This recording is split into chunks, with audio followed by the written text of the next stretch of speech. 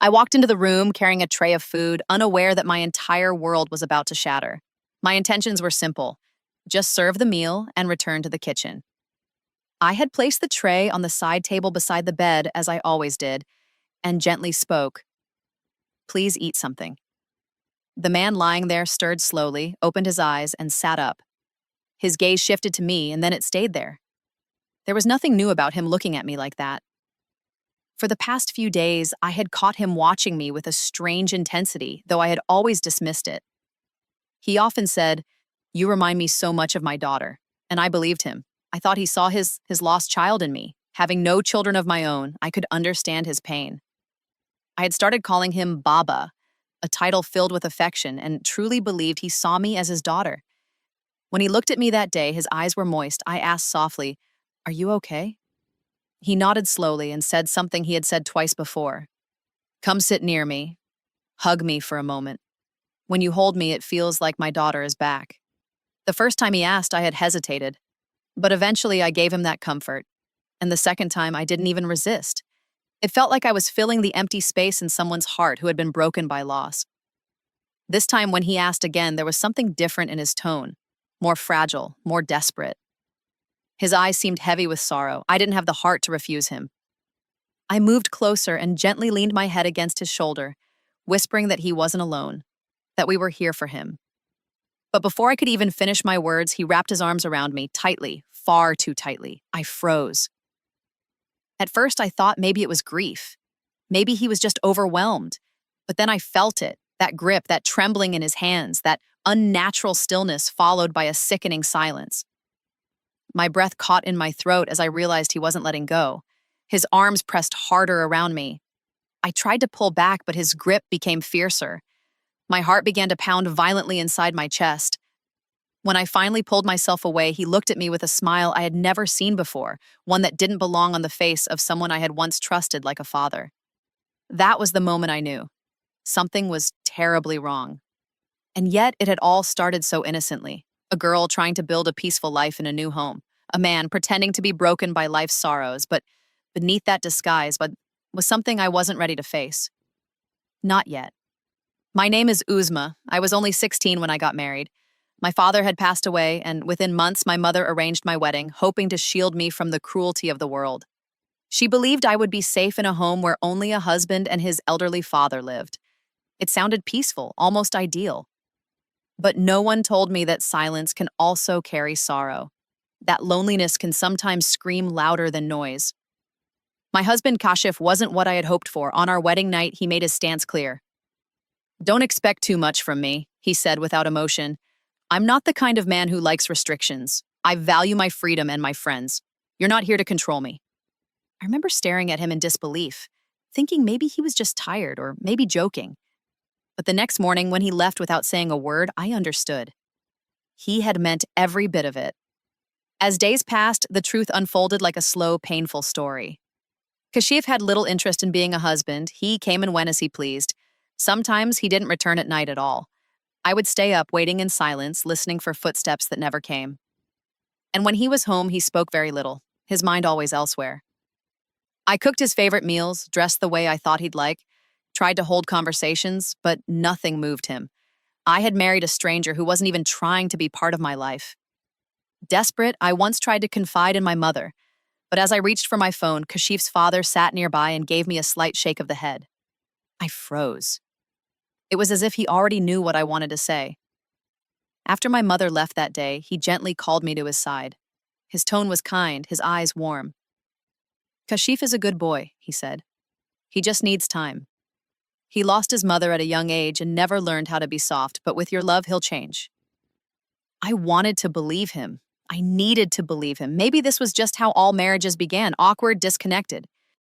Maybe things would change if I tried harder.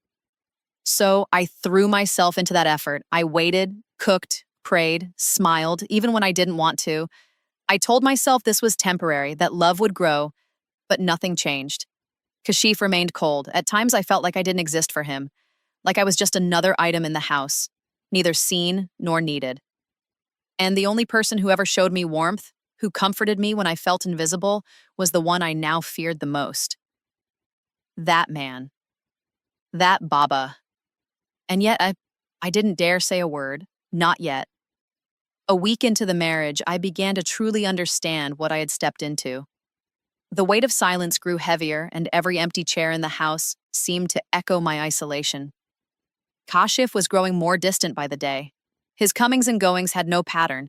Sometimes he would return after midnight, reeking of smoke and carelessness. Other times, he wouldn't return at all.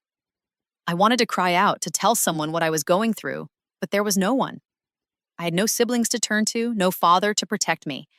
And my mother, she had already done her part. She had married me off, hoping to rest her worries. How could I go back now and say, yes, you gave me to the wrong man? So I stayed quiet. And yet, whenever I broke down in my solitude, it was always my father-in-law who offered a shoulder. He would tell me not to give up hope, that Kashif was just confused, that love would find its way if I just kept trying. You're a good girl, he often said, patting my head. A girl like you can change even the hardest man. His words, though kind, felt like a soft lullaby that was trying to put my pain to sleep. At the time, I had no idea they were part of a bigger lie. I remember one particular evening. I had spent hours preparing Kashif's favorite dish. I dressed in the color he once casually said he liked. I waited, watching the door as the hours slipped by, but when it finally opened, Kashif walked past me like I wasn't even there. No glance, no smile, not even a word. He locked himself in the bedroom. I stood there for a few minutes, frozen. Then I picked up the untouched food and returned it to the kitchen, trying not to let the tears fall. That night, I sat by the window, hugging my knees, wondering why I'd ever believed things would change. And then, suddenly, Kashif's father passed away. It happened without warning, without goodbye. Kashif had returned home late that night, his mood foul. I heard their voices raised in argument. I didn't hear everything, but I heard enough to know it wasn't just another petty disagreement. I remember the silence that followed, the thud of a door closing, and then Kashif retreating into sleep like nothing had happened. The next morning, I went to wake my father-in-law for breakfast. He never opened his eyes again. I stood over his still body, my hands trembling, heart pounding in disbelief. The man who had once said he saw his daughter in me, the only one who had spoken kindly in that house, was gone. I had no idea what had truly happened between him and Kashif that night, but something inside me whispered that it was more than just a quarrel. It felt like a storm had just begun. After his father's death, something in the house shifted. Subtle at first, but then impossible to ignore. Kashif didn't shed a tear, not when we offered prayers, not during the burial, not even when I sat beside him in silence, hoping for a moment of grief, a moment that would reveal that he still had a heart. But there was nothing. He remained hollow, detached, as if nothing had changed. I tried to find meaning in his silence.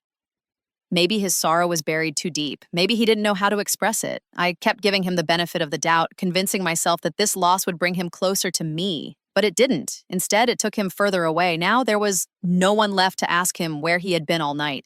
No one to argue when he returned home drunk or half-conscious. No one to stop him from slipping away entirely. The only voice that had ever questioned him was gone. And he now moved freely, shamelessly, without fear, without guilt. And I faded deeper into the shadows of his indifference. At first, I tried to adapt. I waited longer. I smiled harder. I stopped asking questions, but with every passing day, the silence between us turned into a wall I couldn't climb. And when I dared to speak, when I tried to ask where he had been or why he was avoiding me, his reaction was instant and cruel. He hit me, not once, not just in anger. It became his answer to everything he didn't want to explain. I learned quickly to hold my tongue. I started living inside my own mind. I would talk to myself while washing dishes, while folding laundry, while lying awake in the dark. Anything to silence the voices that asked, is this what marriage is supposed to be? And then came the fear, not just of Kashif, but of being alone in that house. After his father's death, the rooms felt colder. The shadows grew longer. Every creak in the wooden floor made my heart jump. Especially after sunset, I became terrified of my own home. I hated the silence.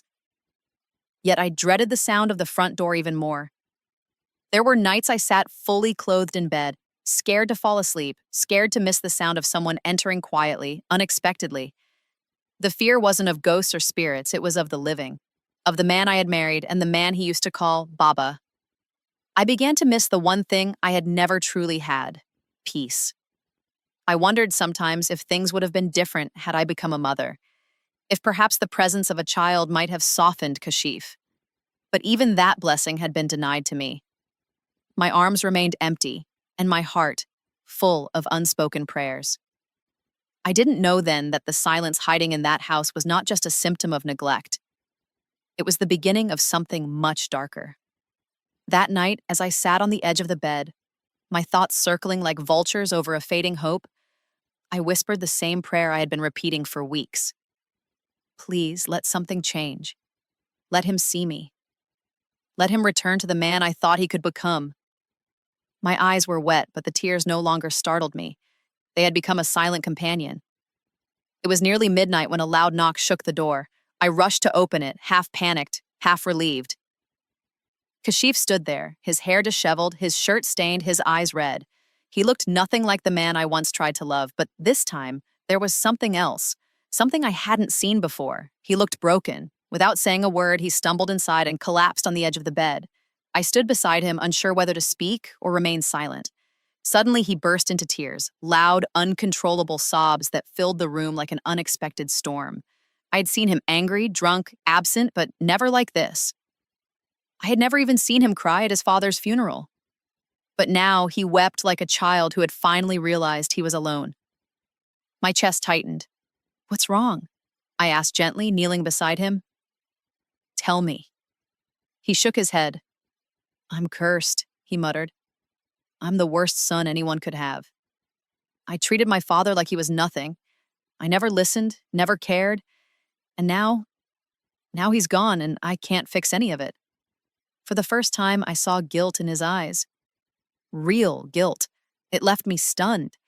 He spoke between sobs, recounting memories of his father, how he always tried to guide him, how he covered up Kashif's flaws in front of others, how he protected him from consequences, even when he didn't deserve it. "He used to keep the house together," Kashif whispered. "Now everything feels cold, empty, like I'm floating in a house that isn't even mine anymore."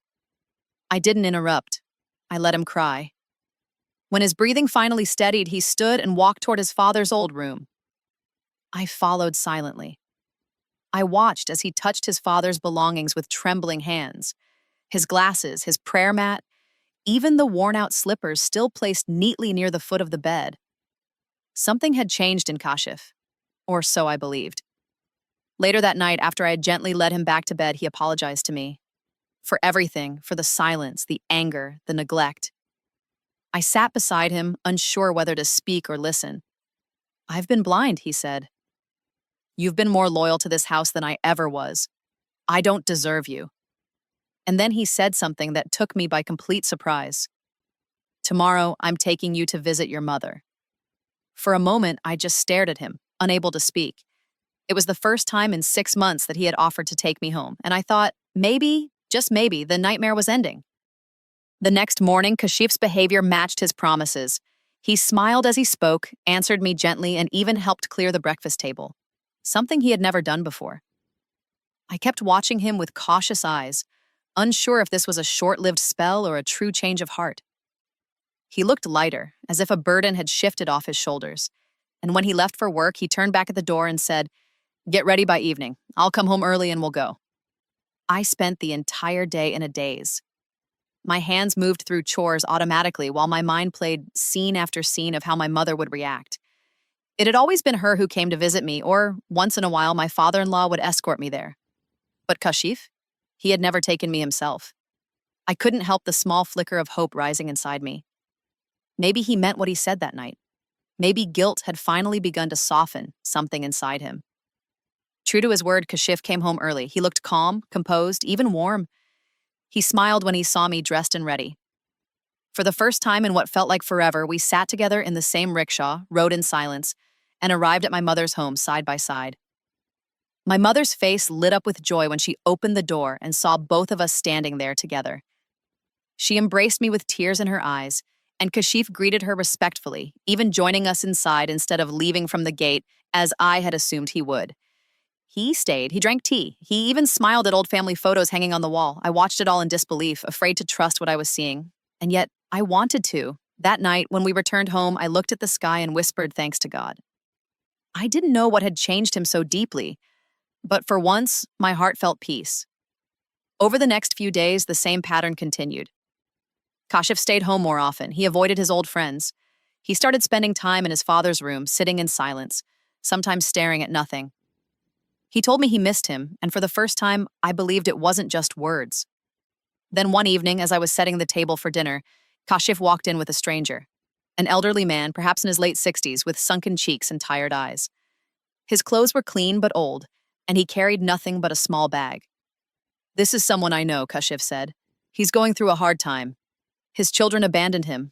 I told him he could stay here for a few days. In father's old room." I was taken aback, a strange man in our home. But Kashif's eyes held a softness I hadn't seen before. "He has no one," he added. I thought, maybe we could help. And I, still clinging to this new version of him, nodded slowly. "All right," I said. "Just for a few days." The old man settled quietly into the spare room, once Kashif's father's room. I had cleared the space with trembling hands, wondering silently whether we had made the right decision. Something about having a stranger inside our home unsettled me, especially when Kashif was gone during the day. But I couldn't say anything, not when Kashif had shown so much kindness, not when I was finally beginning to believe in our future. The old man never asked for much. He ate whatever I cooked, kept to his room, and rarely spoke unless spoken to. Kashif had introduced him as a family acquaintance who had been abandoned by his children. The moment I heard that, a knot tightened in my chest. A man discarded by his own blood. It sounded so cruel. It made me want to offer compassion. So, the next morning, when I brought him tea, I called him softly, "Baba." He turned to look at me, startled for a moment, then smiled in a way that sent a strange shiver down my spine. "You remind me of someone," he said, staring just a bit too long. "You're very kind and very beautiful." I smiled awkwardly and turned away quickly. Kashif was right. He did seem harmless. Perhaps I was simply overthinking. Over the next couple of days, the old man began offering help. He'd follow me around the kitchen, asking if he could do anything. "You do too much," he said one morning. "Let me sweep, mop, something. Don't be shy, I'm like your father." His words were gentle, but the way his eyes lingered wasn't. Still, I told myself he meant well. He was old, tired, alone. How could I possibly doubt his intentions? But his presence began to feel too constant. Sometimes I'd find him standing in the hallway, watching silently as I moved between rooms. Other times I'd feel him behind me, close enough that I could hear his breathing. I'd turn around, startled, and he'd smile, pretending he'd just come to ask something trivial. I said nothing to Kashif. How could I? He had trusted me with the responsibility of looking after this man. He had spoken of divine rewards, of how serving the elderly could open doors to blessings, even the gift of children. I wanted that so badly. I wanted to believe that patience, just this once, would bring me peace. And yet, something inside me began to change. I started making sure I always had a scarf over my head, no matter what time of day. I began closing the kitchen door behind me when I cooked. I double-checked the locks on my bedroom at night. I told myself I was imagining it all, that I had just grown too used to fear, to loneliness, to suspicion. But in the quiet corners of the house where no sunlight reached and no footsteps echoed, my instincts whispered a truth I didn't want to hear. Something wasn't right, and it was only a matter of time before I'd find out exactly how wrong I was. 2 days passed in uneasy calm. The old man, whom I still called Baba out of habit, began spending more time in bed, claiming his health was failing. "It's just weakness," he said, his voice rasping. "I don't want to trouble you, but I think loneliness is making me sick." Kashif had already left for work that morning. I had finished the house chores early and had no excuse not to sit with him when he asked. "Just for a little while," he murmured from the bed, patting the edge beside him. "You remind me of my daughter. I just need someone near me. I feel like I'm vanishing alone in this room." His words held weight, grief even, and that grief softened the unease in my chest. After all, what could be wrong with offering comfort to someone who had no one left in the world? So I sat down beside him, careful not to get too close. He spoke slowly, telling stories about his children, how his son had once clung to him during a thunderstorm, how his daughter used to sleep in his lap.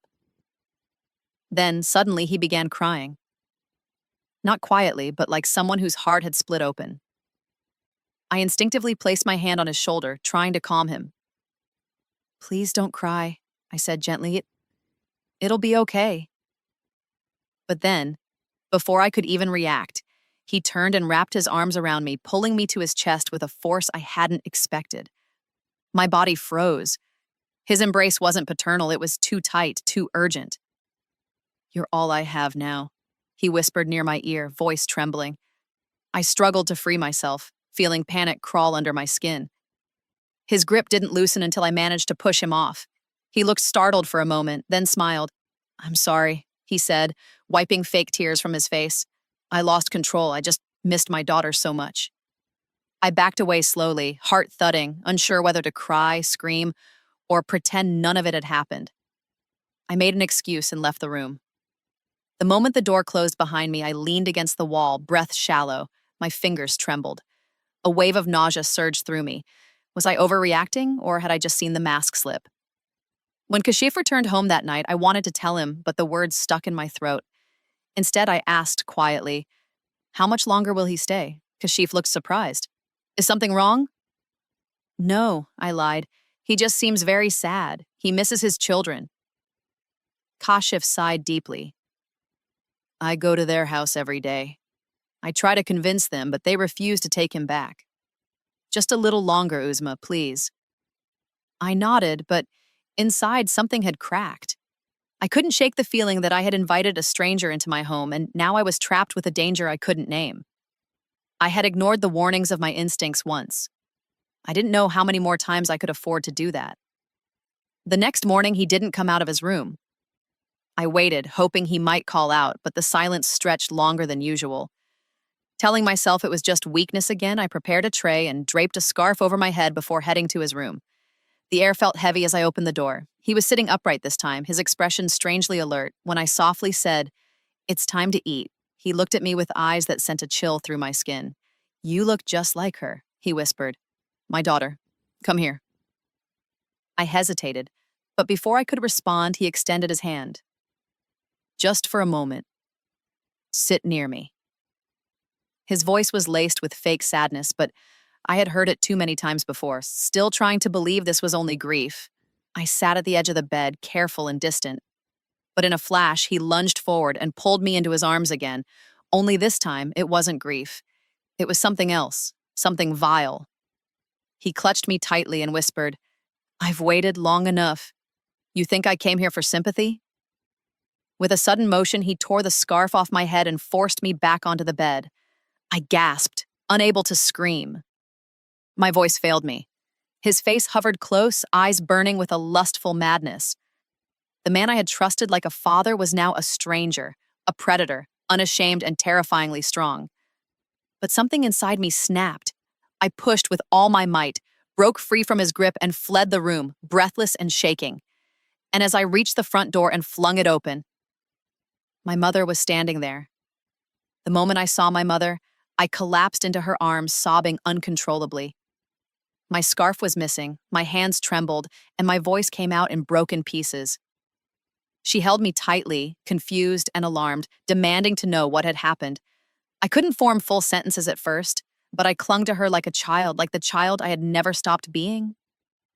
When I finally told her everything, the truth about the old man, his twisted lies, how Kashif had brought him in under false pretenses, her face turned pale with horror. She didn't wait a moment. She pulled me into the rickshaw and took me straight home. I never stepped back into that house again. In the days that followed, the full truth surfaced. That man wasn't just some poor father abandoned by his children. He was a creditor, someone Kashif had borrowed money from to feed his addiction to women and pleasure. When Kashif ran out of ways to pay him back, he gave him something else. Access to me. The story about him missing his father was a lie, carefully woven to manipulate my sympathy. And the worst part? Kashif agreed to it. The same man who had once held my hand and promised me love was the one who handed me over like a debt. I filed for divorce. I never saw Kashif again, nor did I want to. That house, once filled with silent hope, had become a prison of betrayal. I left with nothing but my dignity and a wound that would take years to heal. But I was free. And sometimes freedom, however late, is the most powerful thing a broken woman can claim.